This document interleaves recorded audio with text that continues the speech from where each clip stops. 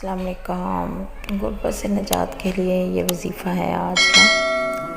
इस तरह है कि अगर घर में बीमारी हो, गुर्बत हो, नदारी हो तो बिला नागा 7 रोज़ तक हर नमाज के बाद या रज़ाक़ो या रहमानो या रहीमो या सल्लामो 112 बार पढ़कर दुआ कीजिए।